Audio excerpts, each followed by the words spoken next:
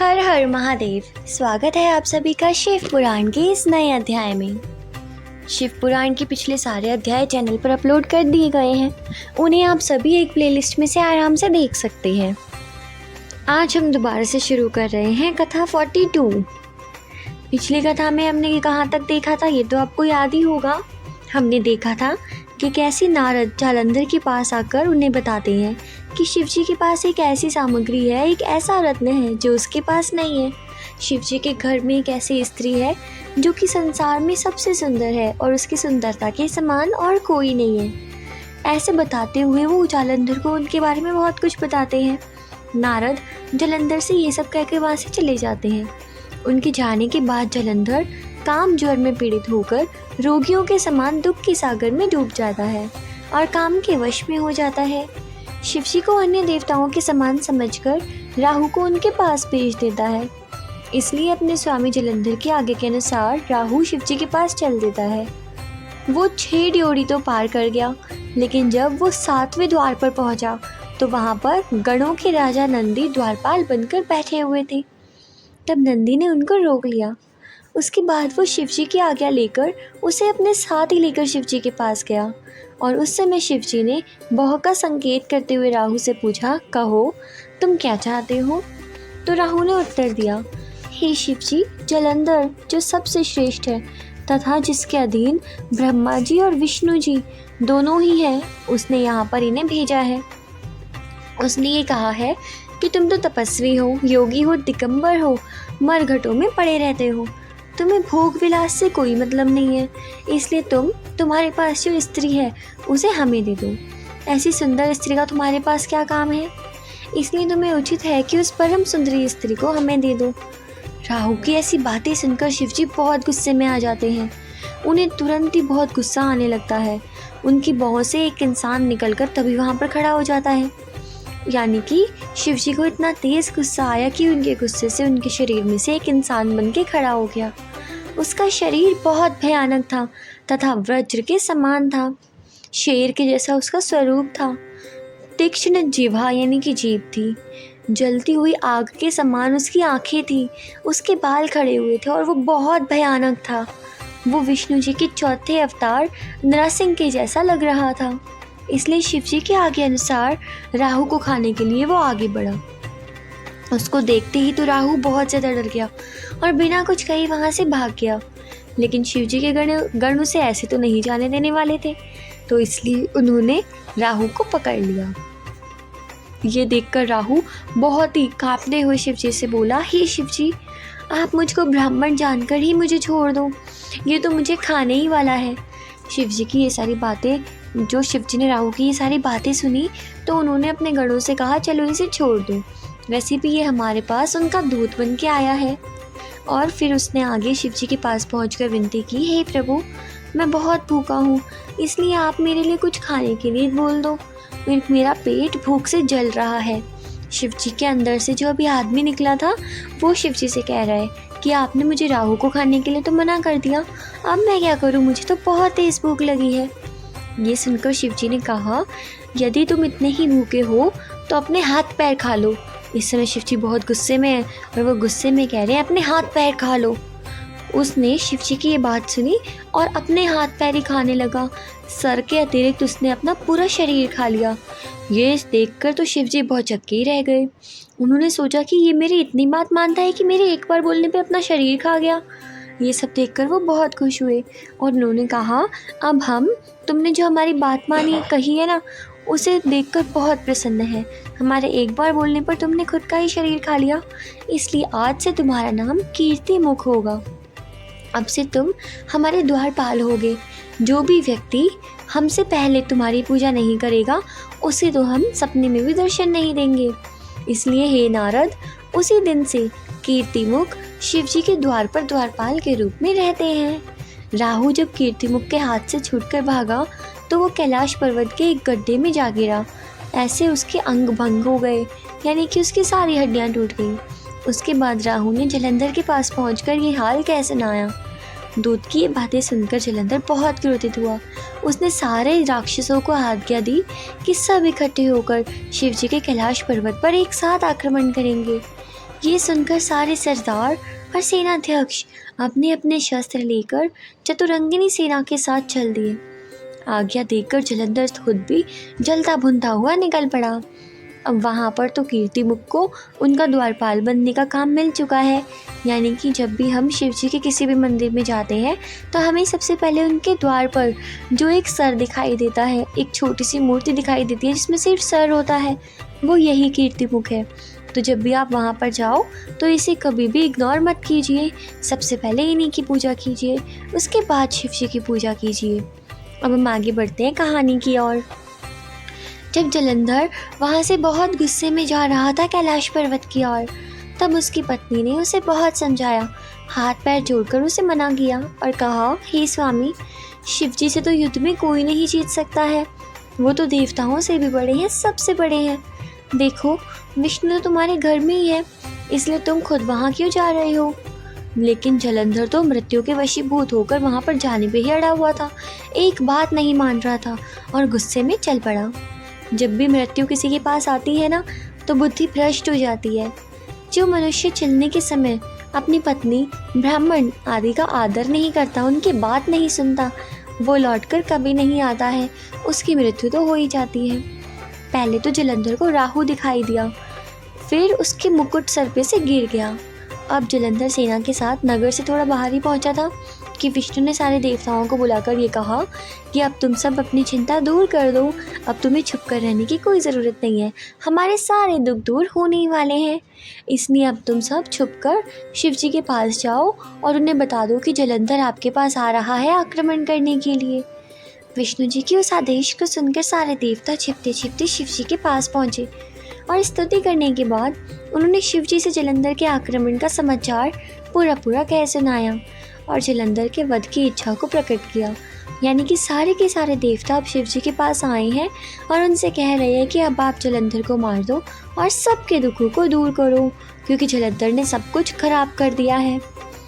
उन्होंने देवताओं ने के मुंह से ये बात सुनकर हंसते हुए कहा, अरे देवताओं, तुम सब अभी तक भी तो शांति से बैठे थे, तो अब भी धैर्य को धारण करो, तुम्हें कोई भी परेशानी नहीं होगी। यह कहकर उन्होंने विष्णु जी को बुलाकर पूछा, हे विष्णु जी, तुमने जलंधर को क्यों नहीं मारा और बैकुंठ छोड़कर उसके घर में क्यों रहने लगे हो। अब शिव जी की बात सुनकर विष्णु ने कहा, अरे शिव जी, मैं तो वहाँ कभी नहीं जाना चाहता था, लेकिन आपको तो पता है ना कि जलंधर बहुत ज़्यादा शक्तिशाली है, कोटि यत्नों से भी वो कभी नहीं मरता। करोड़ों बार मैंने कोशिश की है, लेकिन वो नहीं मर सकता था, क्योंकि वो तो आपका ही अंश है, आपके शरीर से ही तो बना है जलंधर, इसलिए उस पर किसी का भी कोई प्रभाव नहीं होता, उसे तो सिर्फ आप ही मार सकते हो। मैंने उसके साथ बहुत बार युद्ध किया है, लेकिन फिर भी वो मरता ही नहीं है, उसकी मृत्यु तो आपके हाथों से ही होगी, इसलिए कृपया करके अब आप ही उसे मार दीजिए। आप आकाश से लेकर पृथ्वी तक सबके स्वामी हैं, तीनों गुणों से पूर्ण हैं। ये सुनकर शिव जी बोले, हे विष्णु जी, जलंधर हमारे अंश से उत्पन्न हुआ है, इसलिए हम उस पर त्रिशूल नहीं चला सकते हैं, और त्रिशूल के अलावा तो हमारे पास और कोई अस्त्र है भी नहीं, इसलिए अब हम जलंधर का क्या करें, उसके ऊपर तो कोई प्रभाव ही नहीं पड़ेगा। इसलिए हमने एक उपाय सोचा है कि तुम सब अपनी अपनी शक्तियाँ हमको देते जाओ, उस सारी शक्तियों से हम एक ऐसे शस्त्र का निर्माण करेंगे जो कि उस जलंधर को एक बार में ही जलाकर भस्म कर देगा। ये सुनकर ब्रह्मा जी ने, विष्णु जी ने, इंद्र ने और सारे देवताओं ने शिव जी को अपनी अपनी शक्तियाँ दे दी। उन सारी शक्तियों को इकट्ठा करके एक बहुत बड़ी रोशनी बनी। उस रोशनी से शिव जी ने एक शस्त्र बनाया, एक हथियार बनाया, उसका नाम उन्होंने सुदर्शन चक्र रखा। वही सुदर्शन चक्र जो विष्णु जी के पास होता है। ये सुदर्शन चक्र खुद शिव जी ने बनाकर ही विष्णु जी को दिया था। ये चक्र 1000 सूरजों के समान प्रकाशवान था और आग के समान प्रज्वलित था। सुदर्शन चक्र के बनने से जो तेज बच गया था, यानी कि जो शक्तियाँ उसके बाद बच गई थी, उससे शिव जी ने एक वज्र बनाया। अब ये सारी चीज़ें देखकर देवता बहुत खुश हो गए। इतने में ही जलंधर कैलाश पर्वत के पास पहुंच गया। उसने कैलाश की कंदरा में सेना के साथ डेरा डाल लिया। तब सारे देवता उसे देखकर दोबारा से छिप गए, वही जगहों पर छिप गए जहाँ पर वो पहले से छिपे हुए थे। शिव जी के गणों ने जब राक्षसों की सेना को आते हुए देखा तो उन्होंने जाकर ये बात शिव जी को बताई कि अब सेना आ चुकी है। इसलिए शिव जी ने अपने नंदी, गणपति, वीरभद्र को ये आज्ञा दी कि तुम सभी अपने अपने गणों के साथ जाकर उनसे युद्ध करो। शिव जी के गण ये सारी आज्ञा पाकर शिव जी की जय मृत्युंजय कहते हुए प्रसन्नतापूर्वक गाते बजाते हुए दैत्यों की सेना से लड़ने के लिए चल दिए। वहां पहुंचकर दोनों ओर से भयंकर मारकाट शुरू हो गई, जिससे पृथ्वी कांपने लगी। दोनों ओर से हर प्रकार के शस्त्रों का उपयोग हो रहा था, जो दैत्यवर्ण गणों के हाथों से मारते जा रहे थे। उन्हें तो शुक्र दोबारा से जिंदा कर रहे थे। जब गणों ने दैत्यों की सेना का वध करना शुरू किया तो शुक्र ने फिर से उन्हें जिंदा कर दिया। इस प्रकार बार बार शिव जी के सैनिकों ने मार रहे थे, लेकिन बार बार राक्षस जिंदा हो रहे थे। इसलिए जब सारे के सारे गणों ने इसका कोई उपाय नहीं देखा तो सब दुखी होकर शिव जी के पास गए। सारा वृत्तांत उन्हें कह सुनाया। बोले कि हम देवताओं से युद्ध कैसे करें अब, क्योंकि हम तो इन राक्षसों को मारने में असमर्थ है। हे शिव जी, ये काम तो अब आप खुद ही कर दो। गणों के मुंह से ये सारी बातें सुनकर शिव जी को बहुत ज़्यादा गुस्सा आया। वो बोले कि ये जो शुक्र है ना, ये महामृत्युंजय मंत्र पाकर इसका दुरुपयोग कर रहा है। इसलिए उसी समय शिव जी के मुंह से कृत्या नाम की एक स्त्री उत्पन्न हुई। वो बहुत ही भयानक थी। उसके दाढ़े बड़े भयंकर थे, पर्वत के समान वो थी। इतनी भयानक थी कि शिव जी की सेना के साथ युद्ध स्थान में वो चली आई और बहुत तेज आवाज़ करती हुई राक्षसों को खाने लगी। यानी कि अभी तक जितने भी राक्षस मर रहे थे उन्हें दोबारा जिंदा किया जा रहा था, लेकिन इस बार जो शिव जी के मुंह से कृत्या नामक एक स्त्री पैदा हुई है, वो अब की बार सारे के सारे राक्षसों को खाती जा रही है, तो वो दोबारा से जिंदा हो ही नहीं सकते हैं। इस तरह से अब सारे के सारे जो राक्षस थे वो डरकर भागने लगे। उसके बाद वो औरत ने शुक्र को अपने गुप्त अंग में दबाया और वहाँ से उड़ गई और देखते ही देखते सबकी आंखों से गायब हो गई। शुक्र ने कृत्या के द्वारा उड़ा ले जाने पर दैत्य बहुत ही ज़्यादा डर गए। उनकी सेना में तो हाहाकार मच गया। उस समय वो सब यहाँ वहाँ भागने लगे। तब शिव जी के गण प्रसन्न होकर दैत्यों के चारों ओर को से घेर लिया और जोर जोर से आवाज़ करते हुए गाने बजाने लगे। फिर भी राक्षस किसी तरह से भागकर चारों ओर फैल गए। अब शिव जी के सैनिक बहुत प्रसन्न हो रहे थे। दैत्यों को चारों ओर से घेर कर सिंह के समान गर्जना करते हुए नाचने लगे। कुछ दैत्यों को तो उन्होंने खा लिया, कुछ मारे गए, कुछ बेहोश हो गए, कुछ भाग गए और कुछ ऐसे ही गिर पड़े।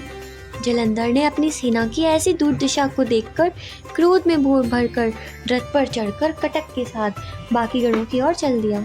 जब दैत्यों की सेना पुनः संभलकर युद्ध करने के लिए तैयार हुई, युद्ध की बाजी बजने लगी। दोनों सेनाओं में फिर से घमासान युद्ध होने लगा। जलंधर ने आते ही बाणों की वर्षा कर दी। 5-5 तीरों गणपति और नंदी की तरफ मारे। उसके बाद 20 तीर वीरभद्र के शरीर में मार दिए और जोर जोर से सिंहनाद किया। उस समय वीरभद्र ने एक सांग जलंधर पर ऐसी चलाई कि उसके लगने से जलंधर बेहोश होकर पृथ्वी पर गिर पड़ा। लेकिन थोड़ी देर बाद वो दोबारा से उठ गया और गुस्से में वीरभद्र के ऊपर प्रहार करने लगा। उसके बाद गणपति जी ने क्रोधित होकर अपनी सांग जलंधर की तरफ बढ़ाई और उसके अस्त्रों को काट दिया। फिर दोबारा से 3 बाण जलंधर के हृदय में मार दिए।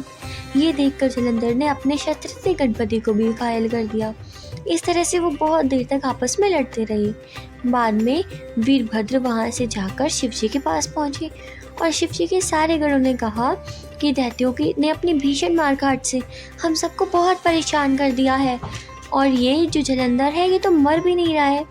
शिव जी गणों द्वारा ये समाचार सुनकर बेल पर चढ़े और युद्ध क्षेत्र में वहाँ पर पहुँच गए। त्रिशूल लेकर दैत्यों पर आक्रमण करने लगे और शिव जी ने उस समय अपना डमरू बजा दिया। डमरू की आवाज़ सुनकर ही दैत्यों के कान खड़े हो गए। जब गणों ने शिव जी को आते हुए देखा तो वो तो बहुत खुश हो गए थे और दोबारा युद्ध करने के लिए लौट गए।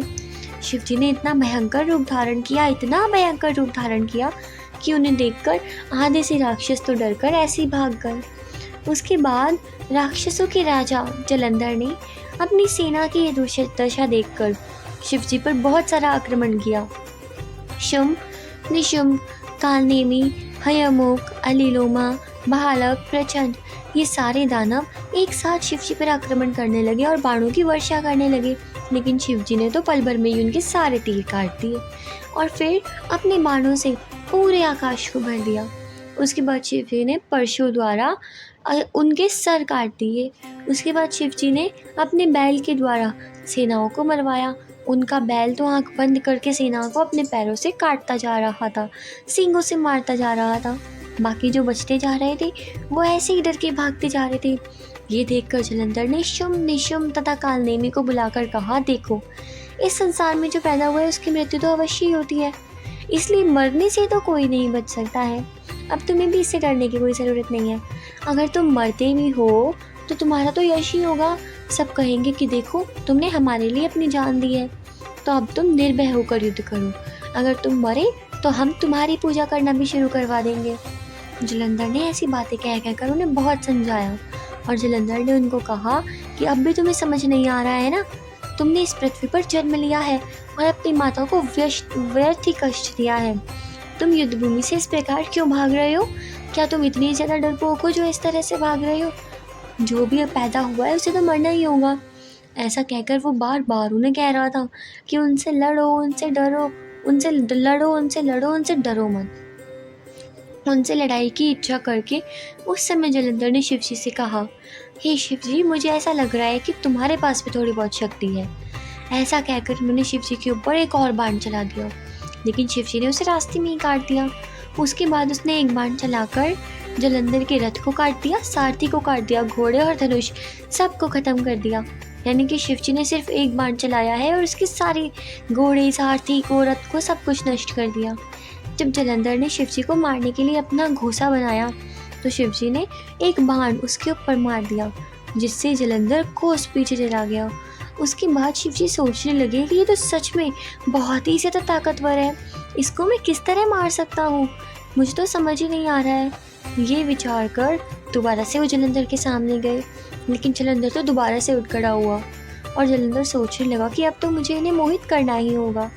ऐसा सोचकर जलंधर ने ऐसी माया फैलाई कि जिससे गंधर्व, अप्सरा, किन्नर आदि ने प्रकट होकर इंसानों की तरह नाच गाना शुरू कर दिया और शिव जी के मन में संगीत सुनने की इच्छा उत्पन्न हुई।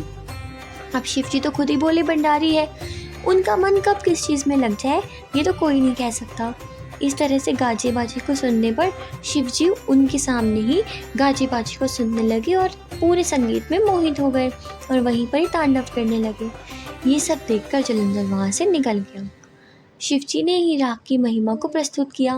वेद भी ये बात कहते हैं कि शिव जी के अतिरिक्त और कोई नहीं है जो कि अच्छे प्रकार से नाद से मोहित किया जा सकता है। उस समय शिव जी के हाथों से सारे शस्त्र गिर पड़े और उनके हाथ में कुछ भी ना रहा। उस समय जलंधर ने कामवश शिव जी के समान अपना स्वरूप बना लिया, यानी कि जलंधर ने अपना जो रूप है वो शिव जी के जैसा बना लिया है। 10 भुजाएं रखी है, 5 मुंह रखे हैं, 3 आँखें रखी हैं।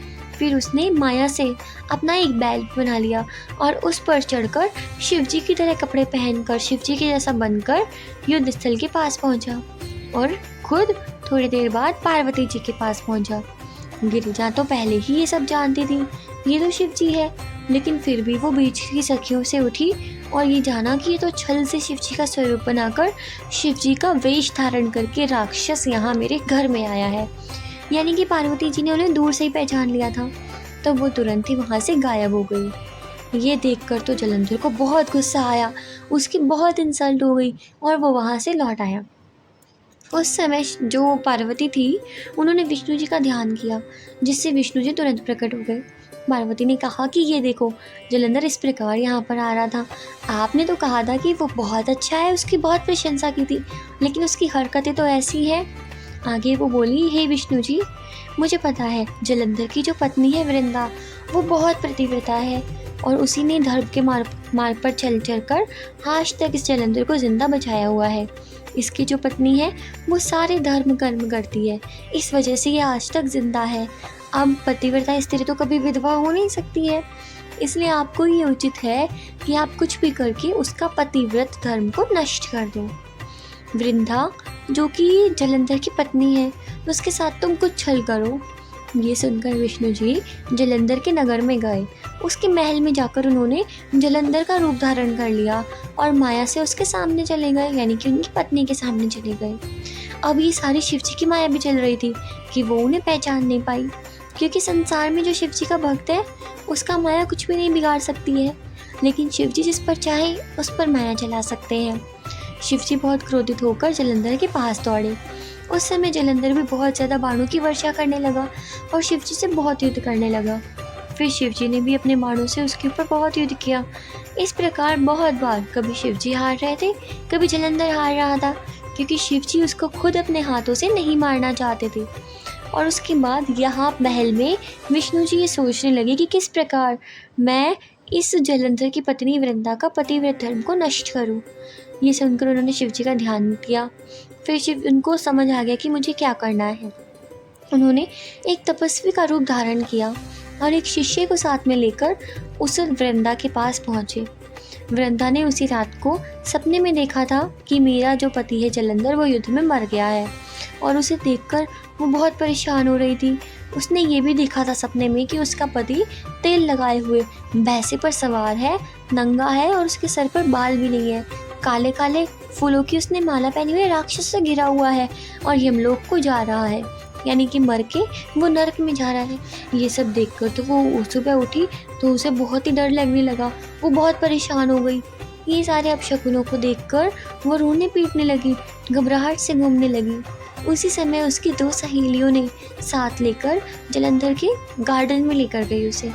वहाँ पर बहुत से फल फूलों को देखकर भी उसके मन को शांति नहीं मिली। जब उसे 2 भयंकर स्वरूप वाले राक्षस दिखाई दिए, जिनको देखकर वो डर के भाग गई। उसके बाद शिष्यों के साथ एक तपस्वी को देखा, यानी कि ये वही विष्णु जी है जो अपने शिष्यों के साथ यहाँ पर आए हैं इसके पतिव्रत धर्म को नष्ट करने के लिए। वृंदा उसी समय दौड़कर उनके पास आई और वो अपने हाथ को उनके गर्दन में डालकर लिपट गई और बोली, हे तपस्वी, आप मेरी रक्षा करो। तो उस समय तपस्वी ने अपने दोनों आँख खोलकर बड़ा क्रोध किया और हुंकार की, जिससे वो राक्षस वहाँ से भाग गए। ये सब देखकर जलंधर की पत्नी बहुत खुश हो गई और प्रणाम करके उनकी बहुत प्रशंसा करने लगी। और फिर वो तपस्वी से इस प्रकार बोली, हे प्रभु, आप मेरे पति का जो कि शिव जी से युद्ध करने के लिए गया है उसके बारे में मुझे बताओ। ये सुनकर तपस्वी के रूप में विष्णु जी ने कहा हंसते हुए कि तुरंत ही वहाँ पर बहुत सारे बंदर आ गए, उन्हें प्रणाम करके बैठ गए। फिर दोनों बंदर एकदम से गायब हो गए। उसके बाद 1 मिनट में नहीं बीता था कि दोनों बंदर पुनः वहाँ पर आ गए। इस प्रकार पता नहीं वहाँ क्या क्या चल रहा था, जिसको देखकर जलंधर की पत्नी को तो समझ ही नहीं आ रहा था कि ये हो क्या रहा है। फिर उन्होंने सोचा कि ये जो योगी बाबा है, साधु महाराज है, ये तो कोई बहुत बड़े संत महात्मा है। तो वो उनकी पूरे भक्ति में लीन हो गई। फिर आगे उसने देखा कि वृंदा ने अपने पति का सर देखा कि कटा हुआ है और वो पृथ्वी पर ये देखकर गिर पड़ी। तब तपस्वी ने पानी आदि छिड़क कर उसको दोबारा से होश में लाया। तब वृंदा रो रो कर अपने पति का सर अपने सर से लगाकर रोने लगी और बोलने लगी, हे नाथ, मैंने तो आपको शिव जी के साथ युद्ध करने के लिए पहले ही मना किया था, लेकिन आपने मेरी एक बात नहीं मानी। यानी कि यहाँ पर जो विष्णु जी है उन्होंने वृंदा को ये झूठी बात दिखाई है कि उसका पति मर चुका है और उसका सर उसके हाथों में है। इस प्रकार बहुत सी बातें कह कहकर वो रोती रही। फिर तपस्वी से बोली, हे महाराज, आप मेरे ऊपर कृपा करो और मेरे पति को दोबारा से जिंदा कर दो। मैंने अभी भी देखा था कि आपके बोलने पर बंदर आए, फिर बंदर गायब हो गए, फिर बंदर आए, फिर बंदर गायब हो गए। आपके पास सच में बहुत शक्ति है, मुझे आप पर विश्वास है, कृपया मेरे पति को जीवित कर दो। ये सुनकर मुनि के वेश में विष्णु जी ने कहा, हे वृंदा, जो भी इंसान शिव जी की क्रोध की अग्नि से मरता है उसे दोबारा जिंदा नहीं कर सकते हैं, लेकिन फिर भी तुम्हारे इस प्रेम को देखकर हम उसे जिंदा कर देते हैं। और फिर उन्होंने नकली रूप में जलंधर को दोबारा से जिंदा कर दिया। उसे देखकर वृंदा बहुत खुश हुई और उसने जलंधर को गले लगा लिया, लेकिन अभी वो कुछ भी नहीं समझ पा रही थी और बहुत ही प्रसन्नतापूर्वक उसके साथ रहने लगी। बहुत से दिन बीत गए।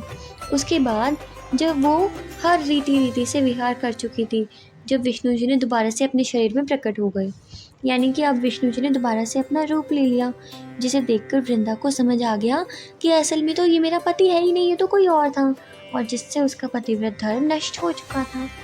ये देखकर उसे बहुत दुख हुआ और उसे विष्णु जी पर बहुत क्रोध भी आया कि विष्णु जी ने क्यों उसके पति का वेश बनाकर उसको इतना बड़ा पाप में डाला। ये सोचकर वो बोली, हे विष्णु, तुमने मेरे धर्म को नष्ट किया है, तुमने मुनि का रूप धारण किया, उसके बाद मेरे पति का रूप धारण किया, तुम बहुत बड़े अधर्मी हो। ये देखकर वृंदा ने विष्णु जी को श्राप दिया कि जो राक्षस तुमने मुझे दिखाए थे ना, वो दोनों बहुत ही शक्तिशाली होकर तुम्हारी पत्नी को भगाकर ले जाएंगे। उस समय तुम दुखी होकर वन वन में घूमते फिरोगे और हर प्रकार के कष्ट को प्राप्त करोगे। फिर जो तुमने अभी मुझे बंदर दिखाए थे ना, वही तुम्हारे सहायक होंगे, वही तुम्हारी मदद करेंगे और तुम्हारी पत्नी को ढूंढने में तुम्हारी हेल्प करेंगे। इस प्रकार वृंदा ने उन्हें श्राप दिया कि उन्हें भी अगले जन्म में अपनी पत्नी से दूर रहना होगा और उसके बाद जब राक्षस उनकी पत्नी को उठाकर ले जाएंगे तो बंदरों की मदद लेनी होगी।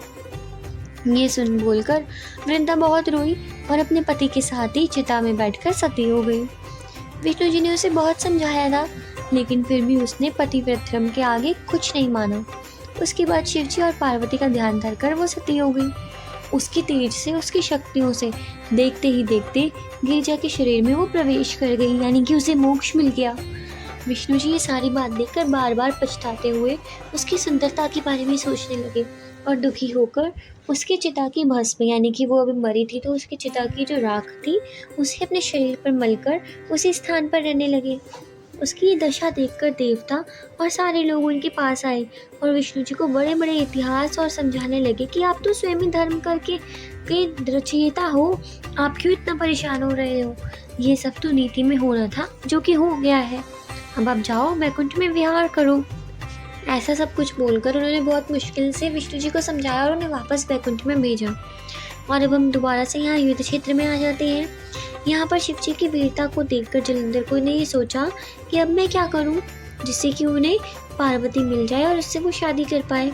ऐसा सोचकर उसने अपनी शक्तियों से एक नकली पार्वती जी बनाई और उसे अपने रथ में बिठाकर शिव जी के सामने आया। शुंभ निशुंभ दोनों भाई उसे मारते जा रहे थे और वो रोती हुई पार्वती को ले जा रहा था और पार्वती बोल रही थी, हे शिव मेरी रक्षा करो, मेरी रक्षा करो। और उसके बाद जलंधर ने जोर से कहा, देख लो शिव, तुम अपनी पत्नी को देखो, अब ये मेरी बहुत प्रिय है और मैं इसे अपने साथ ले जा रहा हूँ और अब तुम कुछ भी नहीं कर सकते हो। उनकी ऐसी दुर्दशा करूँगा मैं कि अब वो तुम्हें दिखाई भी नहीं देंगी। तुम्हें हजारों बार धिक्कार है, तुम तो कुछ भी नहीं कर सकते हो अपनी पत्नी को बचाने के लिए। ऐसा कह कहकर वो शिव जी को सुनाने लगा। शिव जी ने जलंधर की ये सारी बातें सुनी, लेकिन वो तो पहचान गए थे कि ये तो असली गिरिजा नहीं है, लेकिन फिर भी वो शांति से अपनी बुद्धि में सोचने लगे। शिव जी ने ये लीला भी करके ऐसा दिखाया उसको जैसे तो वो बहुत परेशान है और वो वहाँ पर रोने का नाटक करने लगे।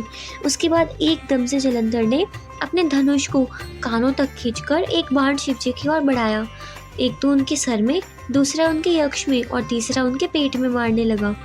उसी समय शिवजी दोबारा से माया से बाहर आ गए और बहुत भयानक रूप धारण कर लिया, अग्नि के समान भयंकर हो गए और जलंधर के सामने आए। अब जलंधर ने जैसे ही शिवजी का ये रूप देखा तो वो भी बहुत गुस्सा हो गया और दोबारा से बाणों की वर्षा करने लगा। लेकिन इस बार जलंधर को बचाने के लिए उसकी पत्नी तो थी नहीं, क्योंकि उसका पतिव्रत धर्म नष्ट हो चुका था।